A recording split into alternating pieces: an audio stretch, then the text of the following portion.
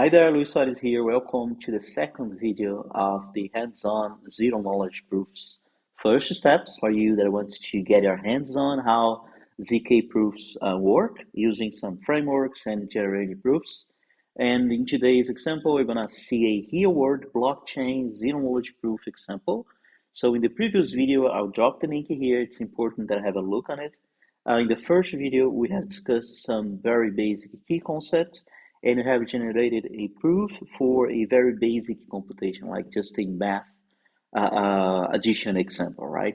In today's video, I want to show you how you can generate a ZK proof for a real-world blockchain ZK rollup, right? So let's jump right in, and I invite you to again follow me on the social media and also subscribe, give you a like on this video because it helps me to keep making these tutorials. And let's jump right in.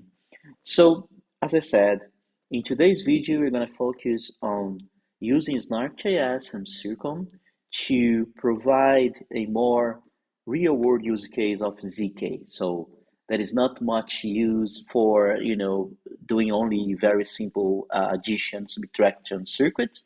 They are good for you to learn, but once you master the basics, then it's time to go through more real-world examples. That's the goal here. So in this example here, we are simulating that I have a list of transactions, right? So a very simple list. So here we're having some transactions from Alice to Bob with a certain amount. So the idea is that those transactions here is like simulating what you would have in a blockchain environment. It's a list of transactions within a block. You won't go into the details about blockchain because for generating ZK proofs, it doesn't matter where your inputs come from. So what important is that you can understand what computation you are trying to prove. And for that matter, what we're going to prove is that given a list of transactions, Bob is going to prove to Alice that a given transaction, in this case, it's the index 2, so it's 0, 1, 2. So I am proving to Alice that once she go to a block containing this list of transactions, I will prove to her that the transaction number 2, which is this, is included in the block. So that's the goal of a ZK proof in the blockchain context, right? So usually a ZK rollup where you are generating a proof. So on your layer one blockchain, you're only committing to the layer one blockchain as Ethereum, for instance, um, after you have validated that the batch of transactions is valid. So long story short, you have a list of transactions and you want to prove that one of those transactions is included in the block. The next step then is to go here and talk about a Merkle tree. So what's a Merkle tree? It's an important concept. It's not part of ZK proofs by itself. So a Merkle tree can be used in software engineering for a bunch of things, and you have probably come across this term before. But just so as a refresher, we are going to use a Merkle tree data structure to combine our transactions, those four transactions we've seen before, are gonna be the lifts on the Merkle tree, right? What we see here as data nodes. So we're gonna have here transaction 1, 2, 3, 4, and we're gonna generate a secondary file. So we're gonna consume that transaction. We're gonna hash those transactions into pairs like this. So with 3 levels of depth. So essentially, the parent hash is the combination of the children hash, and we combine those parent hashes again at the top of the Merkle tree, and we have a single hash that encapsulates everything down to the leaf. So the idea is that we can transform a list of data into a single hash. Okay, so this is the concept of a Merkle tree. So what we are going to do then is we're going to go from this list of transactions, we're going to process, transform it into a Merkle tree, and as a result, this initial list of transactions will be transformed into something like this, which essentially represents this is the hash of a given transaction. So that index 2 transaction that I have seen before, this one right here, right? So this is the transaction we want to prove that's included in our list of transactions. So index 2, it's going to be the leaf we wanted to prove in the Merkle tree structure. So it's transformed after running the Merkle tree process into this hash, and we have the path elements. The path elements here represents all the elements in the Merkle tree from the leaf up to the root of the Merkle tree. So essentially, leaf is this index 2 transaction in our case. And what we're going to do is we're going to map the path elements that leads from the leaf to the root. So it's kind of upside down here, but you go from the leaf, you hash them with the siblings, and at the end of the Merkle tree, you're gonna have the Merkle tree root, which is exactly this hash here, right? So the Merkle tree, as I said, it's not part of a ZK mechanism. We're simply using it here to represent a more real-world use case, working with a list of transactions. But Merkle tree generation, generating this file is not part of ZK proof. It's actually a very simple algorithm. So it's not included in our discussion today, but just so you have the context, what we're doing here, okay? And yeah, let's now jump to the implementation.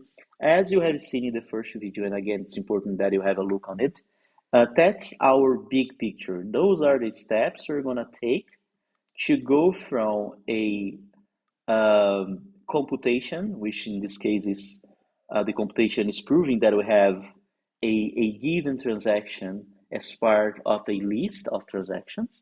So we're going to design our circuit using Circom, which is a programming language, a specialized programming language for generating ZK circuits. So you design our circuit, we're going to compile the circuit using Circom command line utility. Once you compile the circuit, we're going to have to compute the witnesses. As we have seen in the first video, witnesses are the intermediate steps in the computation. So we have the inputs, we combine them into witnesses, and after having the witnesses, you generate a trusted setup. So remember that when we are working with ZK proof, that is the role of the prover and the verifier. So once you have the circuit and the witnesses, you need to generate a unique key for the prover and the verifier to exchange data securely, right? Once you have the trusted setup generated, then you are finally going to validate our proof. So in our case, we have Bob that had submitted a hash representing a list of transactions, and he wants to prove to Alice that a given transaction is part of that hash, right? That's what our ZK proof will demonstrate. So now let's move on. Again, in the first video, we have set up our environment. So again, have a look on the link below where we do the setup in the first video. We need to install Node.js, we need to install Rust in order to install Circom. Installing Circom, then we need to install snark.js using npm install. And also for this example, we need to install circomlib.js, simply running this npm install command right here. Once you have this set up, then we can jump to the hands-on part actually working on implementing the circuit. And that's what you're gonna see now. So this is our project structure. So you can start on VS Code, create a new project. I have named it Merkle ZK Proof. And we're gonna have the following folder. So the circuits, inputs, outputs, and proofs. So it's exactly pretty much the same structure that I have used in the previous video. So circuit, inputs, outputs, and proofs, right? So this is a Node.js project. That's why I have here the package, JSON file, and the Node modules. So let's get started. The first very step we're going to take is we need to prepare our input. So remember, we're going to make a ZK proof for a list of transactions, right? So we're going to take that file we have seen, this one here. Let me copy this file here. So right here we have that whole transaction list. So just as reference, we're going to start with this as the input, right? The only difference is that we're not going to use this unencrypted or unhashed list of transactions just to have a more real world scenario instead of having these, open data here. It's not exactly what you find within blockchain, but just so you know, I have already created from this file, I have already generated a the Merkle pre file, JSON file. So that's the one we're going to use as the input for our circuit. So I'm gonna paste it here. So this is exactly this file, but transformed into a Merkle tree representation. This is the input to our circuit, right? So I'm gonna delete this raw transaction here. It was just to show you how you get to this input here. So essentially, this input represents a list of transactions, and you are referencing a given transaction we want to prove that's part of the Merkle tree. Next step, let's design our Circom circuit. So we're gonna go here. Let's create here a new file. It's gonna be our Merkle proof .circom, and let's write our circuit now. So we're gonna again we start with the Pragma version. There is no much novelty here. Version 2 as well, as we have used before. And let's break down how you compose this circuit. So as we have seen before, in Circom we use templates. We're gonna have our custom template here. Let's call it Merkle proof. We're gonna get an argument which will be which item or which leaf from the Merkle proof we want to generate the proof for, right? So we have a list of transactions, but the Merkle proof will prove a given transaction is part of it. That's represented by this argument here. So now we're gonna define our inputs, and we're gonna have these following ones. Let me remove it here. We're gonna have this initially. So it's the hood here. So we start with this. So those are the inputs. So we have the leaf, as I said. The leaf is the transaction within the Merkle tree you want to prove, right? We're gonna have an array of the hashes in the path. So remember, in the Merkle tree, you're going to from a leaf. We're gonna go over all the elements in the Merkle tree up to the root. Okay, so those inputs here represent exactly that content, right? So we have an input for the leaf, inputs for the path from the leaf to the root, and the root itself. What else do we have here? In our secret, we're also going to have, of course, our output. So remember, ZK circuits does not review the inputs in the circuit. It only reviews either one or zero. I mean, the only thing that the verifier can check given a circuit is that the circuit is valid or not. So this is our output representation here. Other than that, we're now going to represent the computation. That's the goal of the circuit, right? To represent what computation we want to prove.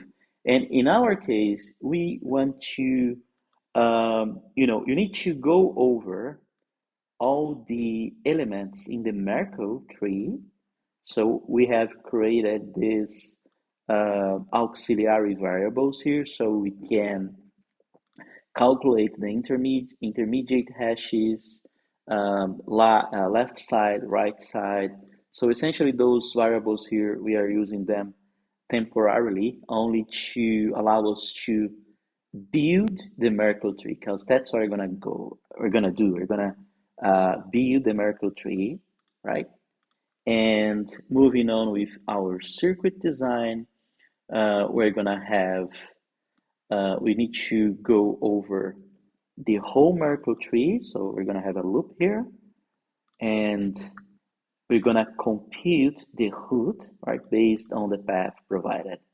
And we are doing that because we are taking the hashes and we are going to combine them to generate the witnesses, the intermediate values from the circuit, as we have seen in the previous video, right? So, and then finally, we're going to implement the final circuit part, which is validating that the computation we have done here is consistent, right? So once I have these inputs here and I rebuild the Merkle tree, I should be able to compare if the root is equal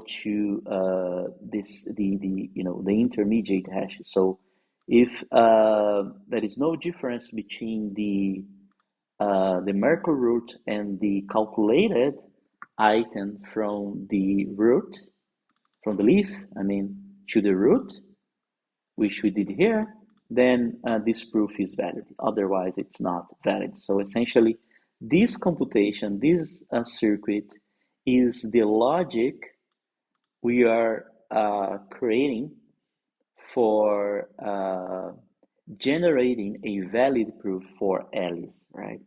And then as the final part, as we have also seen in our previous video, we complete this implementation and we pass as parameter to this Merkle proof template. This N here represents the index of the transaction I want to generate the proof for. So again, we have the input file here, right? So we have 4 transactions. One is at the leaf level. We calculate the path elements, so all the elements from the leaf up to the root, right? And we are picking here the third transaction within that list of transactions to generate the proof. So this is the Circom circuit design. So what's the difference between this and the first video? In our first video, we have exactly a template. We have the inputs, we had the outputs, we had the intermediate values, right? The only difference here is that this circuit is a bit more intricate because our computation is a bit more elaborate. But essentially, the circuit represents the computation we want to prove. What I want to prove here is that I have given a list of transactions. If I hash them and combine it hashes in a Merkle tree structure, the root of the Merkle tree equals the combination of all the elements from the leaf, right? That's the idea here. Once we have the circuit, then it's time to use Circom to go through those steps we have seen also in the previous video. We're going to compile the circuit. we're going to generate the keys, we're going to generate the witnesses, and from the witnesses, we're going to generate and validate the proof. So let's do those steps right now. So let's save our circuit here, close them, let's open a terminal. So the very first step is to compile our circuit, and for that, we're gonna use Circom command line, and we're gonna run this command here. So we're gonna call Circom, we're gonna pass as parameters the circuit we have just created, so that's for this circuit, using rank 1 constraint systems, what I have seen also in the previous video. We're going to use the WebAssembly proof generator engine. We're going to generate auxiliary symbol files for debugging if you need to. And what's the output folder is the output right here. So once you run this, we're going to have this log. So in this generation, we had some linear constraints, they are part of the rank 1 constraint systems. We have private inputs, so essentially the list of transactions are the private inputs, and they are named this way exactly because Alice, which will verify the proof, won't see them. So only Bob, who is generating the proof, is able to have these inputs, right? So they are private. We're going to have a public output, and we have the circuit, the combination of those hashes and the Merkle tree, ended up generating 26 wires and labels, right? And then as an output, we have generated the rank 1 constraint system, and the sim is the debugging file, and the WebAssembly circuit compilation output. So this was the first part, right? So going from the Circom to a compiled circuit. And the compiled circuit was put right here in the output folder. So if you check, we're going to see those files were generated here. Next step, once we have compiled the circuit, is to do the key generation. So remember, we're going to have Alice and Bob exchanging messages to verify the proof, and in order for them to communicate over a secure way, they need to have some keys, right? So public keys, private keys between them. In order to generate that, we can use there in snark.js, in snark proofs, ZK snarks, you need to generate a key generation ceremony. And the ceremony is important and must be well taken care of because we don't want to compromise the keys. So in our case, we're simply using a already generated key ceremony, this file here. So you're gonna just download it and use. We don't need to spend much time discussing it. Just ensure you run this command here. It will download this pre-generated key. And once you have it, we can now effectively generate and export the keys. And you do so by running this other command here, which is essentially calling again. This case is snark.js, and I am telling snark.js to use graph16, which is one of the most common ZK proof protocols.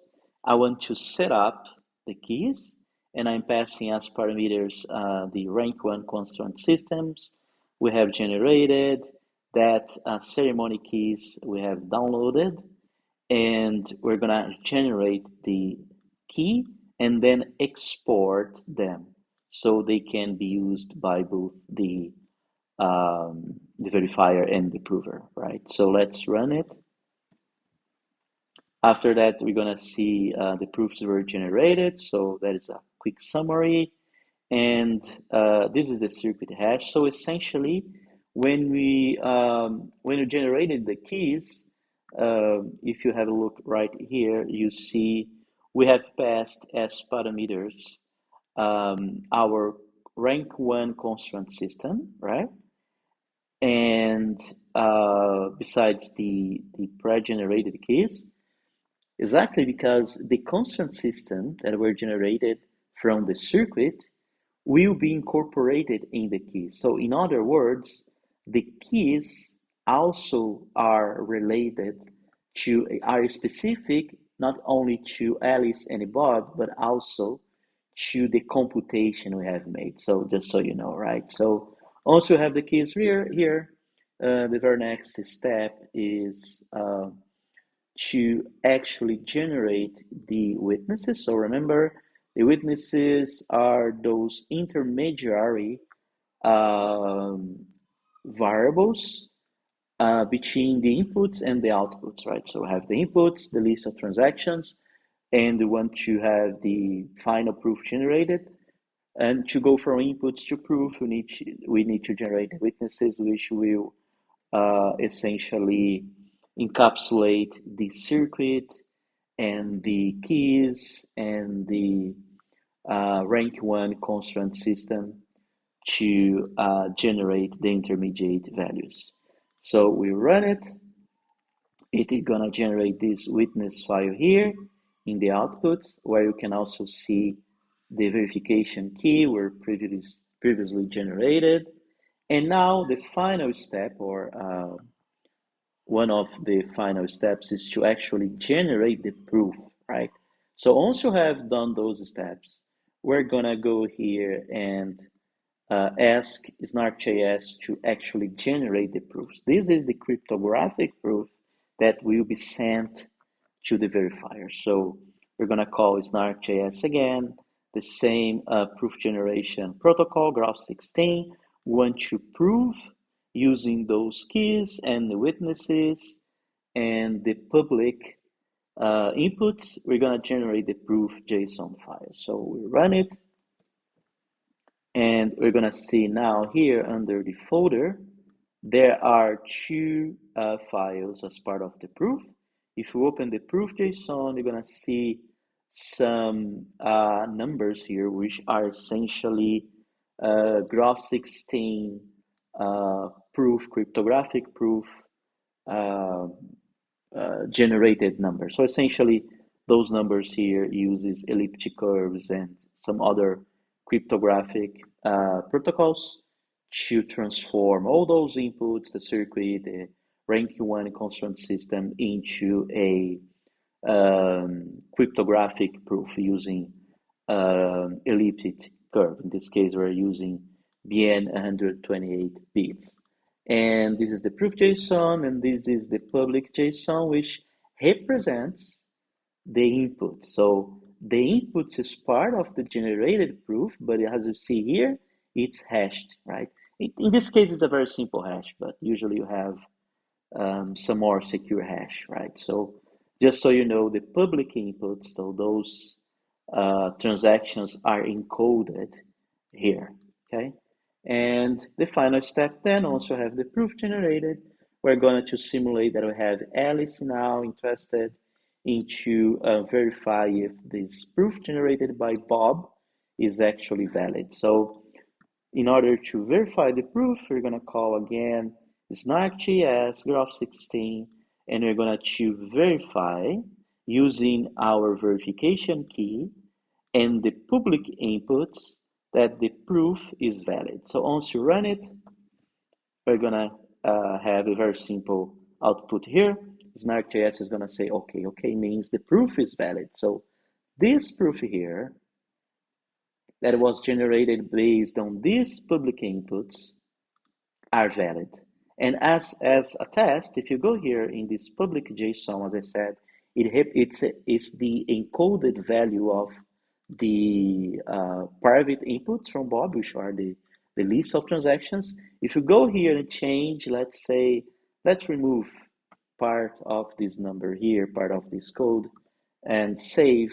If you try to verify the proof again, if you try to verify the proof again using the same proof, but with a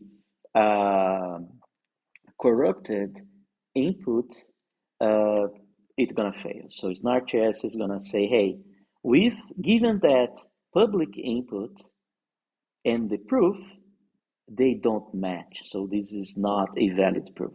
If you go back in our public input and we undo the change, save it, and call the verifying again, you're gonna see it's gonna be okay. So always remember, public inputs is always tied to the proof, right? So it's the public inputs that will be consumed by the proof, and then it will gonna be verified. This is the pretty much the implementation, right? So as a wrap up, these are the steps that we have taken in today's video. We have gone from a circuit design where we have worked with a list of transactions simulating a blockchain block, and we have gone through the Merkle tree. We have transformed that list of transactions into a Merkle tree, which is not part of the ZK proof, right? Just a way of encoding those transactions. And then we have this Merkle tree representation, which we used as the input for the circuit. We have designed the circuit and designed the circuit. We have compiled the circuit. We have used snark.js to compute the witnesses, which are the intermediary values. We have generated the keys for the prover and the verifier so they could communicate securely. And finally, we have validated the proof, and we have also tried to corrupt the inputs and see if actually the proof became invalid as it did. So this is the big picture. Again, if you lose something, it's important that I have a look on the first video. And also, I have just launched for you that might be interested my mentorship program.